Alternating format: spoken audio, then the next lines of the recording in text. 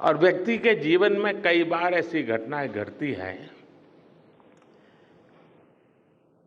कि वो बेसब्री हावी हो जाती है।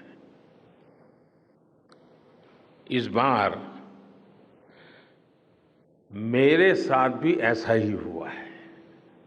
मोदी सरकार से कहना चाहूंगा कि जल्द से जल्द, आपके पास 10-12 दिन बचे हैं, जल्द से जल्द ये 6,000 करोड़ रुपए दीजिए ताकि हमारे पूर्व सैनिकों का इलाज हो सके, हॉस्पिटल्स की लायबिलिटीज को खत्म किया जा सके। और नहीं कर सकते हैं तो आपको सत्ता में बने रहने का कोई अधिकार नहीं है। आप नहीं कर सकते तो कांग्रेस सरकार आने को तैयार है, इंडिया गठबंधन आने को तैयार है। 2024 में आपका जाना तय है और कांग्रेस और इंडिया गठबंधन का आना भी तय है। लेकिन कभी कभी लगता है कि मैं आप लोगों के साथ अन्याय कर देता हूं। बेसब्री मेरी और मुसीबत आपकी। इतनी सवेरे सवेरे आप सभी को और इतना और टाइम, लेकिन बस मन कर रहा था जाऊं आपको नमन करूं। तो क्या किसको बेवकूफ बना रहे मोदी जी? दिखता है सबको, सबको समझ आता है। आप लोग पत्रकार बंधु हैं, बताइए। आज हमारे पूरे के पूरा जो सैनिक समाज है, पूर्व सैनिक समाज है, नाराज है क्योंकि 1 रैंक 1 पेंशन की जिस तरह से इन्होंने OROP 1 के बाद OROP 2 के अंदर विसंगतियां पैदा कर दी हैं। हमारे JCO जवानों को जो 12,500 करोड़ 12,500 रुपया पर मंथ के हिसाब से उनको कम मिल रहा है, उसकी लड़ाई हम जंतर मंतर पे भी लड़ रहे हैं, पूरे देश भर में लड़ रहे हैं। मैं जानना चाहूंगा आपके माध्यम से कि ये 23,000 करोड़ से लेके और जो 1 लाख करोड़ के बीच का जो 77,000 करोड़ का जो डिफरेंस है, आपने किन अपने पूंजीपति साथियों को दिया है? फौजियों को नहीं दिया, फौजी परिवारों को नहीं दिया, 1 रैंक 1 पेंशन को नहीं दिया। आपने किन अपने पूंजीपति साथियों को दिया है? यह मैं पूछना चाहूंगा आपसे। साथियों, इसके साथ साथ एक और बड़ा मुद्दा जो डिसेबिलिटी पेंशन का है। डिसेबिलिटी पेंशन, जब फौज का सैनिक कहीं लड़ते लड़ते घायल हो जाता है तो उसको दिया जाता है। डिसेबिलिटी के हिसाब से, जितनी डिसेबिलिटी है उसके हिसाब से उसको दिया जाता है। उस डिसेबिलिटी पेंशन के लिए इन्होंने एक नई पेंशन स्कीम लेके आए हैं जिसके अंदर डिसेबिलिटी को खत्म कर दिया गया है। डिसेबिलिटी पेंशन अब डिसेबिलिटी पेंशन नहीं रही है, इसका नाम दे दिया गया है इम्पेयरमेंट रिलीफ। और इसके अंदर यह कहा है कि ये डिसेबिलिटी पेंशन अब डिसेबिलिटी नहीं है। और ये बोलते हैं जो डिसेबल्ड सोल्जर को जो पेंशन मिलती है उसके लिए उन्होंने लिखा है, this is not a pension and shall cease upon the demise of the recipient. अगर सैनिक को पेंशन मिल रही थी, डिसेबिलिटी पेंशन, तो डिसेबिलिटी पेंशन मिलने के बाद अगर उसका देहांत हो जाता है तो उसके परिवार को उसके पूरी पेंशन मिलती रहती थी। फैमिली पेंशन के तौर पे उसको 40% कम किया जाता था। लेकिन आज उसको ये डिसेबिलिटी पेंशन का जो पोर्शन है वो 0 हो जाएगा। मोटी मोटी बात इतनी है कि अगर 100% डिसेबल्ड सोल्जर को 100 रुपीज पेंशन मिलती थी तो 100 रुपीज उसको डिसेबिलिटी पेंशन मिलती, 200 रुपया। और जैसे ही उसका देहांत हुआ तो यह पेंशन 200 रुपए से घटके सिर्फ 50 रुपए मात्र रह जाएगी। 150 रुपए मोदी साहब इस पेंशन से निकालकर अपने पूंजीपति साथियों को देंगे। ये पेंशन पॉलिसी है। यह है मोदी जी का देश प्रेम, सेना का प्रेम, राष्ट्रवाद। पहले ये जो डिसेबिलिटी पेंशन थी इनकम टैक्स के परव्यू से बाहर थी। अब क्योंकि ये डिसेबिलिटी पेंशन ना रह के इंपेयरमेंट रिलीफ है तो ये इनकम टैक्स के दायरे में भी आ गई। तो जो 200 रुपए पेंशन मिलती थी तो उसके ऊपर 30% टैक्स लग के उसको सिर्फ मात्र 140 रुपए मिलेंगे। ये फर्क है। ये जो आंकड़ों का हेर फेर मोदी सरकार कर रही है देश के सैनिकों के साथ, इसका कितना आउटले है? टोटल आउटले सिर्फ 4,000 करोड़। मोदी जी 14 लाख करोड़ एनपीए में आप माफ कर सकते हैं। अपने सैनिकों को, पूर्व सैनिकों को जिन्होंने लड़ते लड़ते घायल हुए हैं, उनको 4,000 करोड़ नहीं दे सकते? उस 4,000 करोड़ की लूट करने के लिए आपने नई पेंशन पॉलिसी निकाली है और इसको डिसेबिलिटी पेंशन को खत्म करने का काम किया है। शर्म आती है मुझे आप पे, आपके राष्ट्रवाद पे शर्म आती है, आपके सेना के प्रेम के ऊपर शर्म आती है। आपको कोई अधिकार नहीं कि आप सियाचिन में जाकर, कारगिल में जाकर, दराज में जाकर हमारे सैनिकों के साथ होली और दिवाली मनाएं। नहीं चाहिए ऐसी होली और दिवाली आपके साथ। हमें चाहिए तो सेना के घायल साथियों का सम्मान चाहिए, उनके परिवारों का सम्मान चाहिए। हमें 1 रैंक 1 पेंशन चाहिए।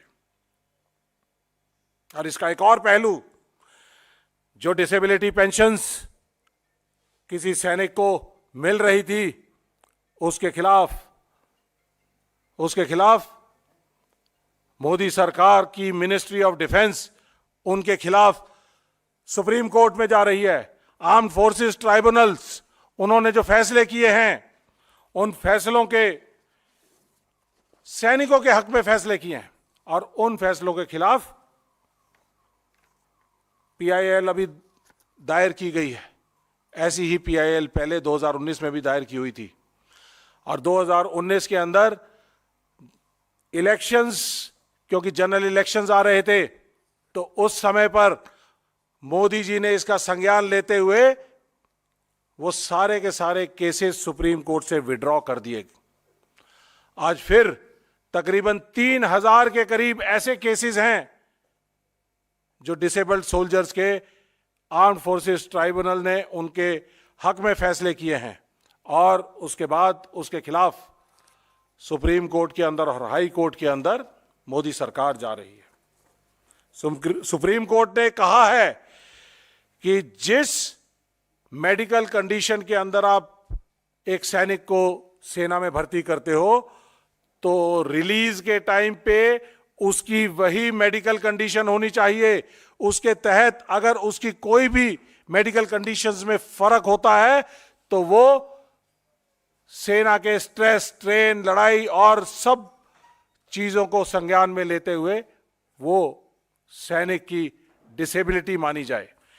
ये कहा है उन्होंने, the Supreme Court has already ruled that the benefit of doubt is to be given to soldiers disabilities irrespective of manner of exit from service and whether the disabilities have occurred in peace or field। ये supreme court कह रहा है, मैं नहीं कह रहा हूं, supreme court ने माना है। लेकिन मोदी सरकार इसको नहीं मानती है। मोदी सरकार के खिलाफ, मुकुल रोहतगी जी के खिलाफ स्ट्रिक्चर्स भी पास किए गए और कहा गया कि this is causing loss to the state and embarrassment to the government. The Supreme Court had thereafter passed strictures against MOD for challenging settled pension cases by the AFT Armed Forces Tribunals। आज 2023 के अंदर ऐसे ही 3,000 से ज्यादा cases हैं। मोदी सरकार, आपको मैं यहां से आपके माध्यम से कहना चाहूंगा कि इनको तुरंत प्रभाव से वापस किया जाए और सोल्जर्स को सम्मान दिया जाए। आखिर में एक और बड़ा मुद्दा है, जो सोल्जर्स हमारे देश की सेवा करके वापस आते हैं, रिटायर्ड हो जाते हैं, उनको मेडिकल स्कीम है, ex serviceman contributory health scheme, जिसकी जरूरत थी 10,000 करोड़ रुपया। मोदी साहब ने आज तक 2023 और 24 का जो बजट था उसके अंदर इसका सिर्फ 4,700 करोड़ रुपए का प्रोविजन रखा और 4,700 करोड़ के अंदर हमारे पूर्व सैनिकों के जो मेडिकल कंडीशंस हैं उनका ध्यान नहीं रखा जा सकता। जब आर्म्ड फोर्सेस ने 10,000 करोड़ मांगे थे तो आपने उनको 4,700 करोड़ क्यों दिए? जितने भी एम्पेनल्ड हॉस्पिटल्स हैं वो हमारे पूर्व सैनिकों की मेडिकल फैसिलिटीज नहीं दे पा रहे हैं।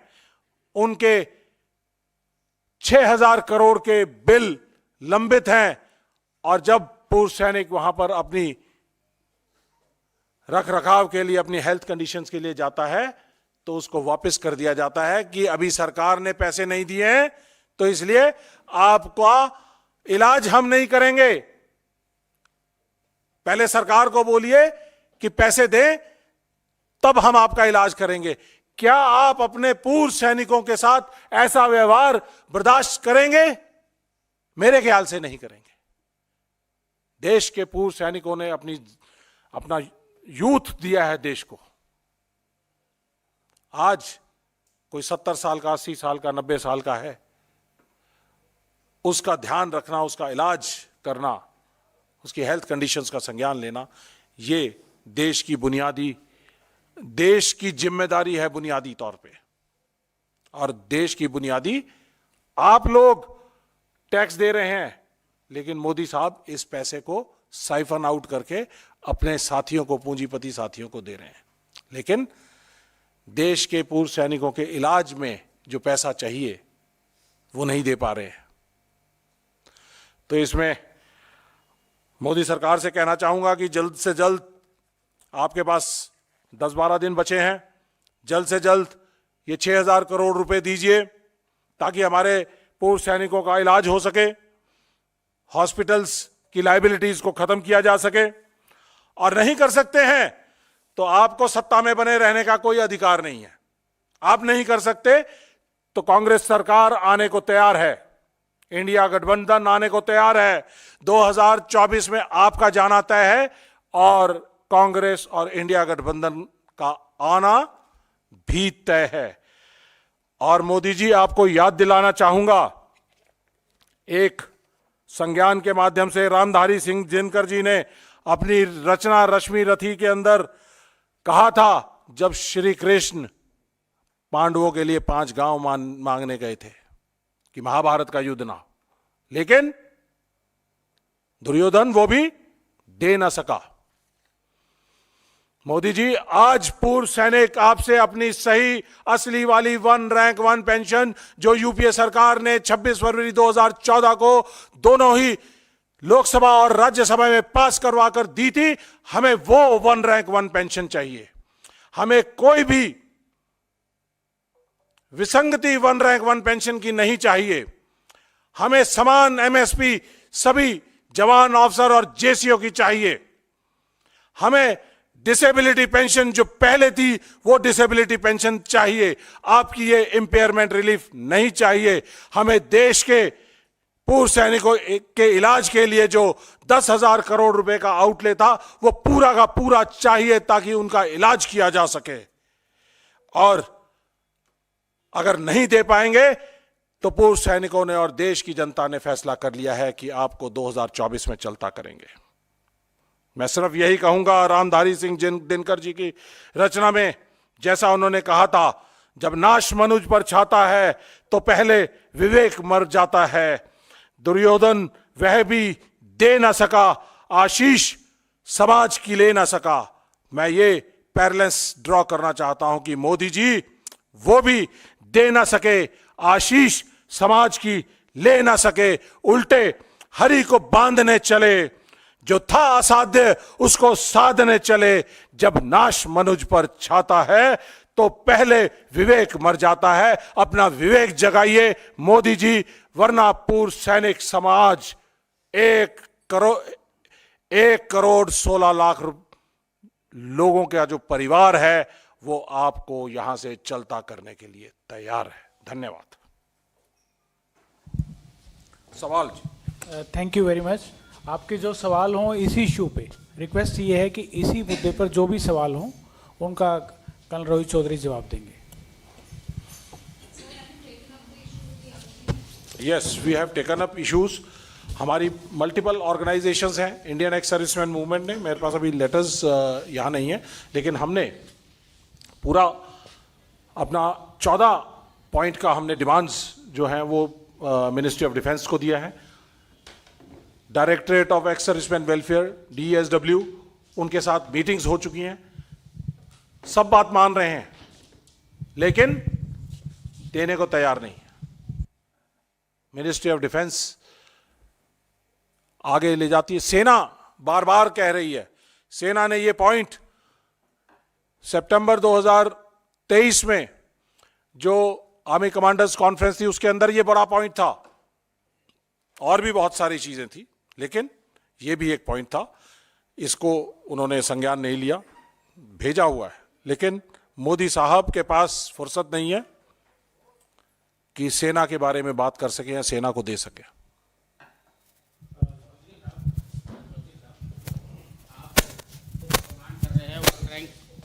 वन रैंक वन पेंशन की डिमांड कर रहे हैं। आप ये कह रहे हैं कि 2014 में यूपीए गवर्नमेंट ने जो पास किया था, और अभी आप कह रहे हैं कि मोदी जी ने जो दिया है 23,000 करोड़ रुपया दिया है, तो what is the difference between both?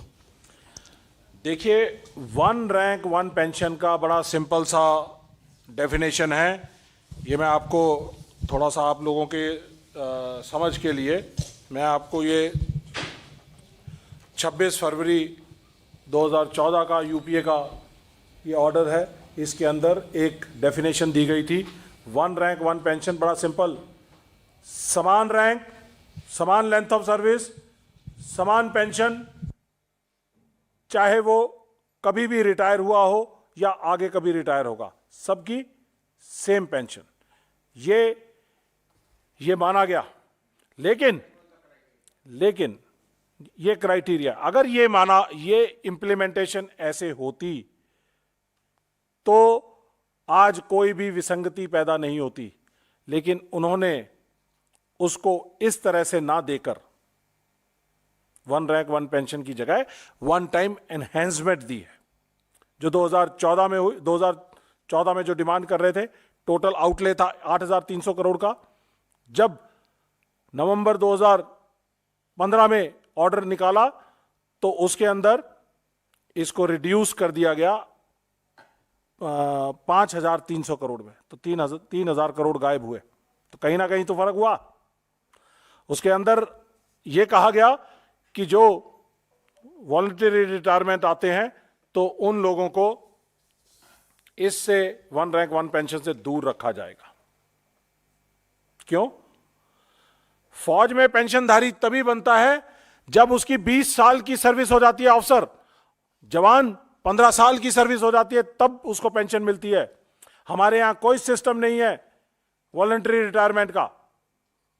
पूर्व सैनिक वो तभी बनता है जब 15 साल उसके पूरे हो जाते हैं, पेंशनधारी बन जाता है। तो उसको क्यों महरूम रखा गया? तो ये बहुत सारी चीजें हैं।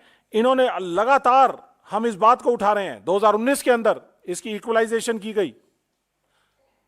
वन रैंक वन पेंशन के हिसाब से हर साल इसकी इक्वलाइजेशन होती है, लेकिन जब इक्वलाइजेशन आप 5 साल में करोगे तो 5 साल में हर साल 12 महीने रिटायरमेंट्स होती हैं। हर एक की अपनी अपनी अलग अलग पेंशन होगी। 12 गुना 5 60 पेंशन एक रैंक की, और अलग अलग सर्विस हुई तो कितना कॉम्बिनेशन, अगर परमिटेशन कॉम्बिनेशन अगर बनाना चाहे तो हजारों तरह की पेंशन बन गई।